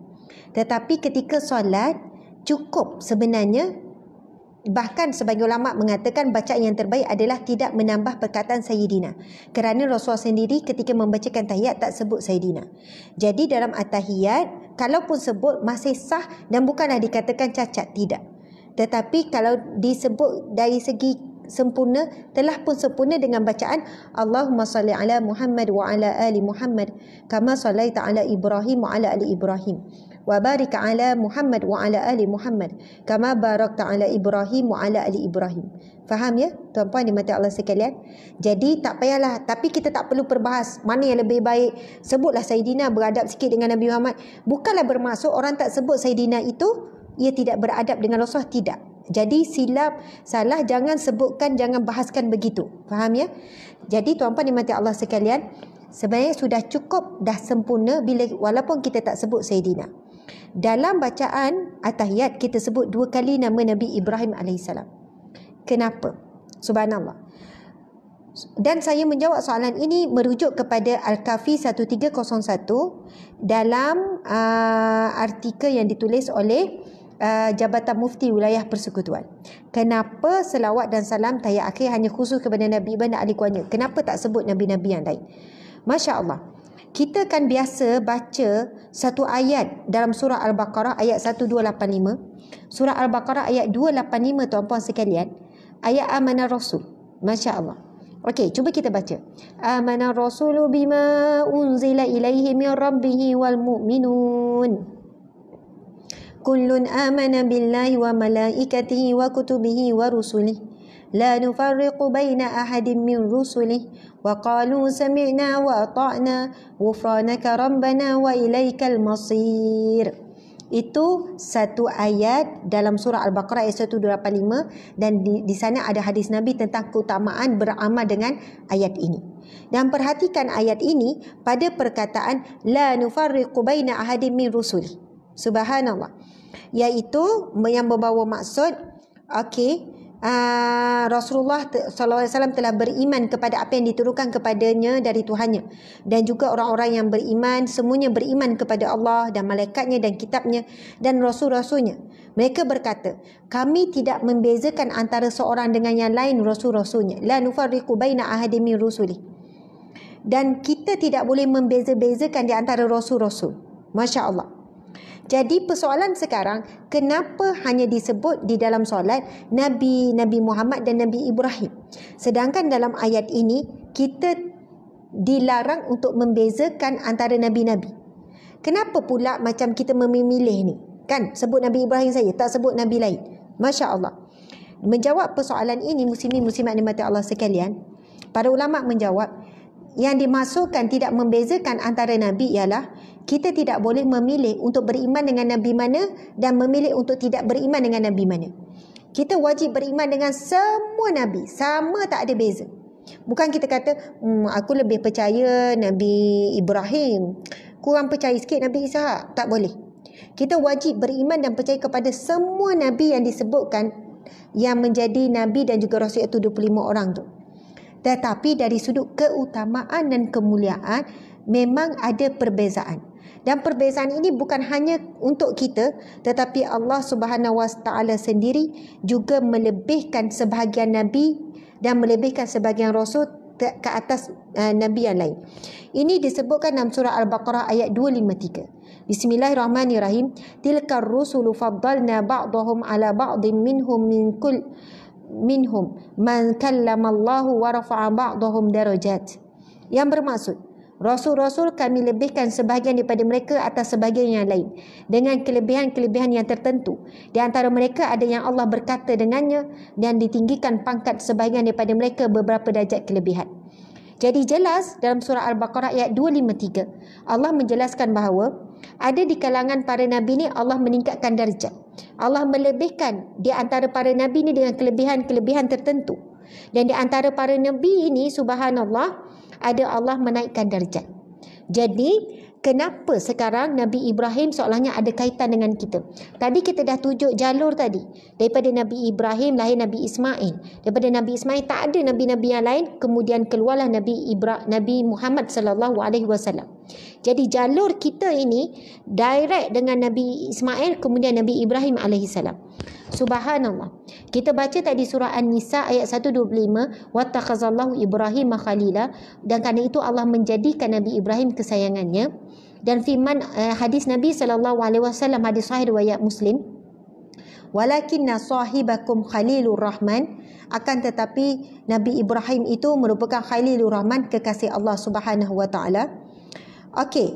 Jadi berkaitan dengan kenapa disebutkan di dalam bacaan At-Tahiyat, subhanallah, sebenarnya itu adalah satu permintaan Nabi Ibrahim daripada Allah. Satu permintaan Nabi Ibrahim, iaitu Nabi Ibrahim AS berdoa kepada Allah dengan satu doa, waj'alni lisana sidqin fil akhirin. Subhanallah.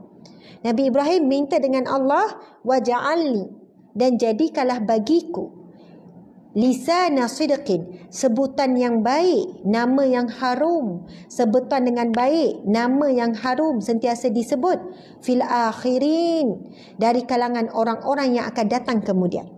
Masya Allah. Nabi Ibrahim minta dengan Allah, ya Allah, waj'alni, jadikanlah aku lisani sidqin, disebut-sebut dengan baik, kan, nama yang harum dari kalangan orang-orang yang kemudian. Memang Nabi Ibrahim diminta supaya dia dikenali, dia disebut-sebut. Lalu Allah Subhanahu wa taala memerintahkan Rasulullah sallallahu alaihi wasallam untuk mengatakan kepada kaum baginda, iaitu kitalah umat Nabi Muhammad, bahawa Rasulullah sallallahu alaihi wasallam mengikuti kepada ajaran sebelumnya, iaitu ajaran Nabi Ibrahim alaihissalam. Ini berdasarkan firman Allah dalam surah Al-An'am ayat 161. Bismillahirrahmanirrahim. Qul innani hadani rabbi ila siratim mustaqim dinan qayyiman millata Ibrahim hanifa wa ma kana minal musyrikin. Masya Allah. Yang bermaksud, katakanlah wahai Muhammad, Allah perintahkan kepada Nabi Muhammad, sesungguhnya aku telah diberikan petunjuk hidayah oleh Tuhanku ke jalan yang lurus, kepada agama yang tetap teguh, iaitu kepada iaitu agama Nabi Ibrahim yang ikhlas, dan tiadalah ia dari orang-orang yang musyrik. Subhanallah. Jadi memang Allah perintahkan Nabi Muhammad SAW menyebutkan, berkata bahawasanya aku telah diberi petunjuk hidayah oleh Tuhanku ke jalan yang lurus, kepada agama yang tetap teguh, iaitu agama Nabi Ibrahim yang ikhlas. Subhanallah, Allahu Akbar, Masya Allah. Muslimin muslimat yang dimati Allah sekalian, itulah jawapannya. Apakah kaitan kita dengan Nabi Ibrahim AS sehingga kita sebut Nabi Ibrahim di dalam bacaan solat kita dalam at-tahiyat? Kerana itu permintaan Nabi Ibrahim supaya disebut-sebut namanya dengan harum. Dan akhirnya Allah perintahkan Nabi Muhammad juga menyebut kepada kita, wahai umat, sesungguhnya aku mengikuti agama Tuhanku, yang mana itu juga adalah agama Nabi Ibrahim, millata Ibrahim, agama kepada Ibrahim. Subhanallah. Alhamdulillah, muslimin muslimat dimati Allah sekalian. Sekarang kita sebenarnya dah lewat, dah pukul 10.30. Itu timing kita start lebih kurang pukul 9, tapi walaupun lambat tadi 9 hingga sekarang dah pukul 10.30. Ini adalah tajuk Sembelihlah Cintamu siri yang pertama. InsyaAllah pada minggu depan kita akan menyambung Sembelihlah Cintamu siri yang kedua. Sebab kita belum masuk lagi berkenaan dengan bagaimana Nabi Ibrahim berjaya menyembelih cintanya terhadap isteri dan menyembelih rasa cintanya terhadap anak, dan juga peristiwa yang penting berkenaan dengan peristiwa menyembelih anaknya, iaitu Ismail AS. Jadi itu akan bersama pada minggu hadapan. Kita akan beri maklum. Subhanallah, insya-Allah, mudah-mudahan siri yang kedua mampu mengupas semua kisah-kisah cinta Nabi Ibrahim dan Allah Subhanahu Wa Taala.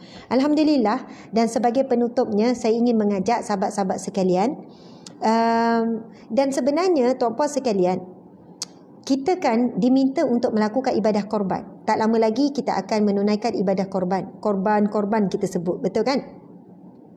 Ia sempena peristiwa pengorbanan Nabi Ibrahim menyembelih anak. Masya Allah. Dan bukanlah bermaksud bila kita sembelih binatang korban, kita sembelih, dan kita dituntut menyembelih yang terbaik. Siapa yang mampu sembelih seekor lembu, itu yang terbaik. Siapa yang tak mampu nak sembelih seekor lembu, sembelihlah seekor kambing. Itu yang terbaik. Tak mampu nak sembelih seekor kambing, maka ambillah sebahagian.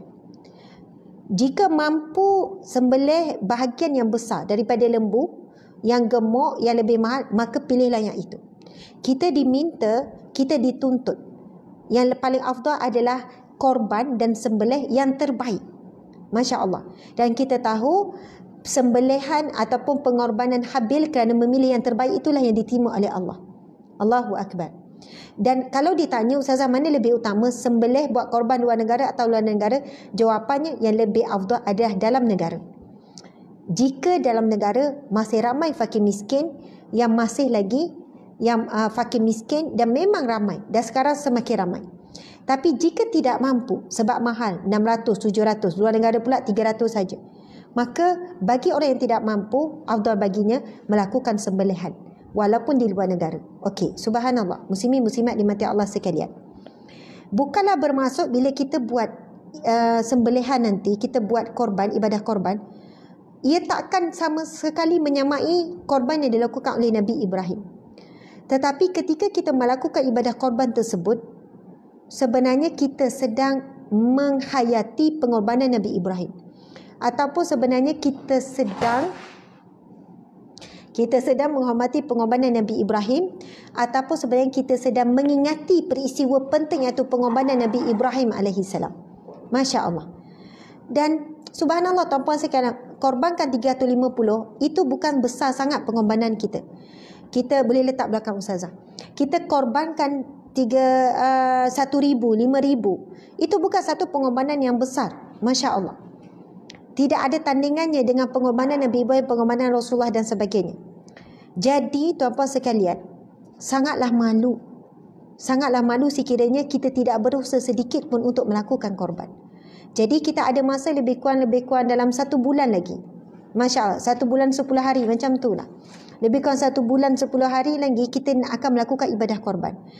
Saya nak menyeru sahabat-sahabat sekalian, walaupun anda rasa anda tidak mampu, Ustazah, saya orang susah, saya nak menyeru, apa yang kita buat hari ini, doa dulu.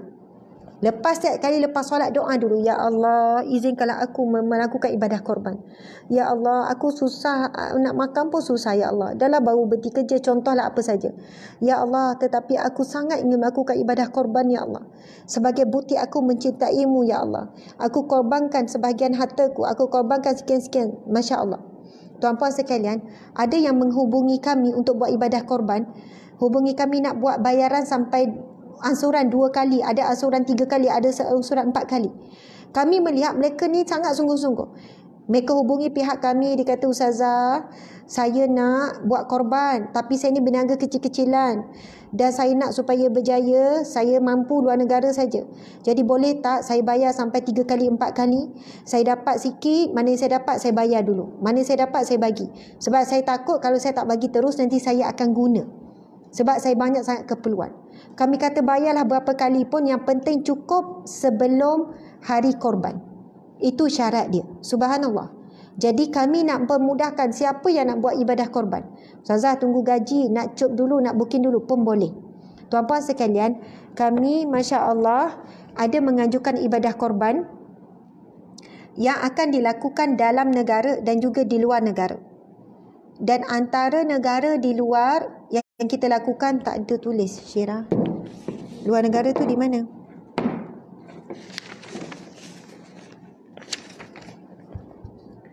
Kan? Dalam negara dan luar negara. Nanti kena lengkapkan.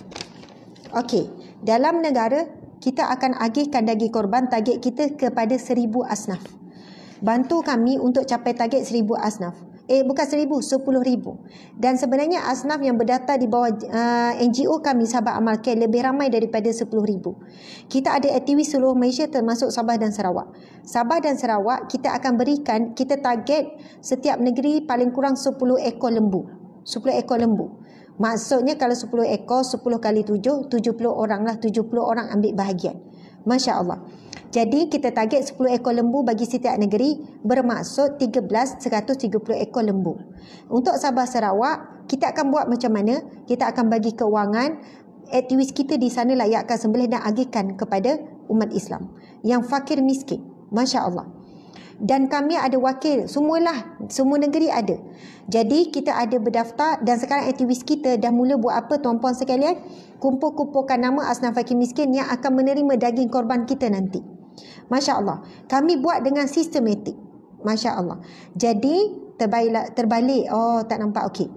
Tuan-puan sekalian, insya-Allah korban dalam Malaysia kita ada ladang ternak ummah yang berada di Sungai Yu, Kuala Selangor. Lembu yang ada di sana lebih kurang dalam 500 ekor. Saya pernah buat live. Itu ladang ummah yang kita baru bina bulan 12 hari tu dah siap. Kandang semua dah cantik, lembu segar-segar, bagi makanan sehat. Makanan 80% adalah daripada sumber alam. Maksudnya makanan ni sehat. Siapa, pihak masjid ke, siapa-siapa ke, surau ke ataupun komuniti ke yang nak beli lembu hidup pun boleh. Ladang ummah ini hasil daripada infak orang ramai, kita dapat bina semua, kemudian kita beli lembu. Masya Allah.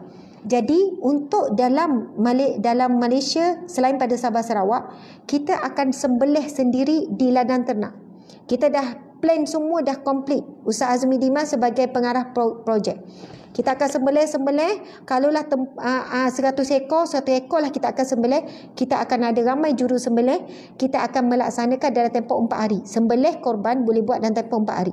Mungkin sehari kita buatlah berapa, kemudian kita akan potong siap-siap dan kita akan agihkan daging yang telah disembelih, yang telah dilapah ke negeri-negeri.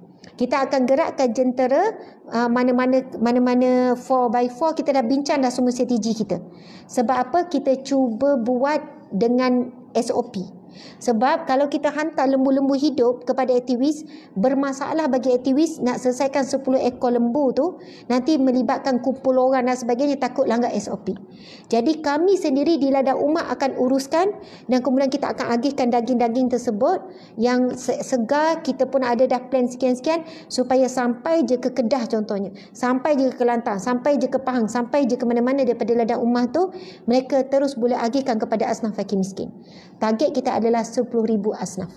Jadi tuan-puan sekalian, InsyaAllah siapa yang nak bersama dengan misi kami untuk membahagiakan dan memberi agihan daging korban sekurangnya 10,000 asnaf. Kalau dapat 20,000 asnaf, lagilah gembira. Dapatkan asnaf fakir miskin sekarang bertambah-tambah semenjak PKP. Asnaf yang sedia ada pun dah ramai, tetapi ada yang disebut sebagai asnaf mengejut. Tiba-tiba jatuh miskin, jatuh fakir miskin. Jadi yang ni yang banyak menghubungi kami non-stop setiap hari minta bantuan. Dan siapa yang nak menyumbang kepada gerak kerja NGO kami, Sahabat Amal Care, kami sangatlah alukan. Setiap hari kita paling kurang 10,000 setiap hari kita keluarkan daripada akaun kita. Paling kurang. Ada satu hari 20,000, ada satu hari 30,000. Bantuan mereka yang meminta kepada kita, kita buat siasatan melalui video call, kita transfer kewangan dan sebagainya. Saya sendiri menerima direct. Yang mana kerja tukang urut tak boleh nak mengurut. Yang mana kerja tukang buat rumah tak boleh. Kan orang-orang kerja kampung. Yang mana yang dibuang kerja sebab restoran dah tutup. Restoran pun dah tak boleh nak survive dan sebagainya. Sebab agak masa buka baru orang ramai. Bila jual macam ni tak ada orang, Food Panda pun tak datang, orang pun tak datang dan sebagainya. Banyak sangat orang kehilangan kerja, hilang sungguh. Tak ada duit langsung nak beli makanan. Hubungi kami setiap hari, kami akan buat video call, buat pengesahan, tunjukkan keadaan rumah, anak berapa orang dan sebagainya. On the spot kita akan transfer duit. On the spot, keperluan berapa, kita bagi dalam 100, kita bagi dalam 50. Jadi malam Jumaat, esok hari Jumaat, sahabat-sahabat dimati Allah sekalian, selepas ini saya akan update satu keratan pendek akaun kepada siapa yang ingin menyumbang kepada NGO kami, Sahabat Amal Care. Setiap hari, setiap masa kami bergerak membantu asnaf fakir miskin. Masya Allah, dan kami bantu tak kira. Dan ramai yang juga minta bantuan, Alhamdulillah, non-Muslim. Non-Muslim, Cina, India. Dan ada juga yang selalu menerima bantuan daripada NGO kita, dah memeluk Islam, mengucap kalimah syahadah. Subhanallah. Kerana mereka merasakan bahawa kita orang Islam sangat baik, tak mengira agama. Mereka pun ada anak kecil yang lapar, yang minum susu. Subhanallah. Tuan-puan dimati Allah sekalian. Jadi insya-Allah kita ada kongsi nombor hotline tu. Jadi anda tekan saja nombor tu kepada siapa yang berhajat untuk menyempurnakan misi melakukan ibadah korban dalam negara dan luar negara. Luar negara antaranya Kemboja, Rohingya. Kemudian kita cuba juga untuk menyampaikan ibadah korban di Palestin, di Indonesia, di kawasan fakir miskin yang saya pun ada ejen di sana. Kami ada ejen di Indonesia, Thailand. Kita akan buat juga korban di Thailand. Kemudian di Filipina, kawasan umat Islam yang terpencil, yang miskin. Jadi sebenarnya bukan satu negara saja. Kalau luar negara tu banyak negara yang terlibat. Jadi kita akan uruskan dengan amanah. Anda akan diberikan CJ pengesahan bahawasanya anda melakukan ibadah korban dengan pihak kami. Jadi Alhamdulillah, tekan nombor yang tertera, yang di IG pula boleh DM ataupun boleh tengok. Masya Allah. Doakan ya, kita buat dengan terbaik, dengan sungguh-sungguh supaya ibadah korban kita ini diterima oleh Allah Subhanahu Wa Taala. Jadi sekian daripada saya, mohon maaf salah dan silap. Jangan lupa temu janji kita pada pagi besok, dan saya akan ready siap-siap dah tulis. Kan macam pagi tadi kata Ustazah, masa jadi panjang sebab saya baru nak tulis ayat-ayat hadis Nabi yang nak dibincangkan. Jadi pagi esok pukul 7 tu dah siap, dah saya tulis hadis Nabi keterangan, tinggal besok kita nak kupas, nak ulas saja. Jangan lupa temu janji kita besok dalam kuliah berkitab Riyadhus Salihin, kuliah berkitab Riyadhus Salihin pukul 7. Dan insya-Allah pengajian berkitab kita ini akan dibuat setiap hari, dan hasil perbincangan dengan suami setiap hari kecuali Sabtu dan Ahad. Maksudnya Isnin hingga Jumaat setiap hari non-stop. Pukul 7 kita mula, Sabtu Ahad kita rehat, kita buat pengisian yang lain. Bagi rehat juga kepada tuan-puan sekalian juga.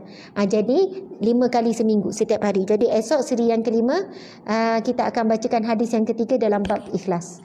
Alhamdulillah, terima kasih. Mohon maaf salah silap dan kekurangan. Saya sayang semua kerana Allah, kerana Rasulullah sallallahu alaihi wasallam. Wabillahi taufiq wal hidayah. Assalamualaikum warahmatullahi wabarakatuh. Kita tangguhkan majlis ilmu kita dengan tasbih kafarah dan surah Wal-As. Bismillahirrahmanirrahim.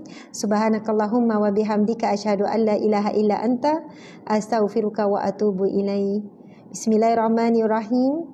Wal-'asr innal insana lafi khusr illa allazina amanu wa 'amilus solihat wa tawasaw bil haqqi wa tawasaw bis sabr. Sadaqallahul azim. Ramai yang sebut sayang Ustazah, sayang. Saya pun sayang. Saya lagi sayang. Sebab sayang tu korbankan masa, tenaga untuk sahabat-sahabat semua. Sebab sayang nak pastikan kita sama-sama ke syurga. Sebab sayang, kalau boleh, bukan kalau boleh, memang seboleh-bolehnya nak selamatkan seramai mungkin daripada api neraka Allah, diri saya dan sahabat-sahabat semua. Kerana sayang, anda ada dalam doa saya. Masya Allah. Bila selepas solat doa, sebut ya Allah kepada sahabat-sahabat alamaya, dan kalian adalah sahabat saya dunia akhirat. Mudah-mudahan kita bersusah payah bersama. Masya Allah. Selamat malam yang membahagiakan. Selamat malam Jumaat. Masya Allah.